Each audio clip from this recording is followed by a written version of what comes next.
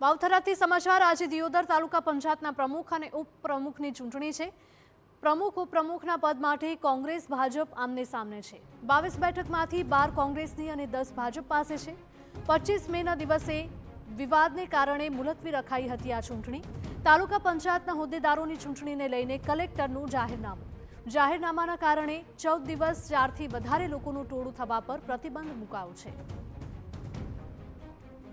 વાવથરામાં આજે દિયોદર તાલુકા પંચાયતના પ્રમુખ ઉપપ્રમુખ ચૂંટણી વિવાદ ટાળવા કે સ્થિતિ વધારે ન વકરે તેની આગમચેતી રૂપે જિલ્લા કલેક્ટરે 14 દિવસનું જાહેરનામું બહાર પાડ્યું છે।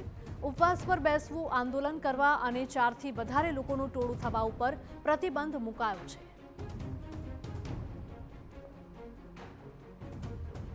વાવથરાથી આ મહત્વના સમાચાર કે જ્યાં આજે દિયોદર તાલુકા પંચાયતના પ્રમુખ અને ઉપપ્રમુખની ચૂંટણી છે। પ્રમુખ ઉપપ્રમુખના પદ માટે કોંગ્રેસ અને ભાજપ આમને સામને છે। અહીંયા રસાકસીનો જંગ જોવા મળી રહ્યો છે, કારણ કે 22 બેઠકમાંથી 12 કોંગ્રેસની પાસે છે અને 10 ભાજપ પાસે। વધુ માહિતી સાથે અમારા સંવાદદાતા દિનેશ જોડાયા છે। દિનેશ, જણાવશો કે આજે આ ચૂંટણી ખૂબ જ મહત્વની, કારણ કે અગાઉ જ્યારે ચૂંટણી હતી ત્યારે મુલતવી રાખવામાં આવી હતી અને હવે કોઈ એવી પરિસ્થિતિ ન સર્જાય કે ચૂંટણી કેન્સલ કરવી પડે, તેના માટે શું પગલાં?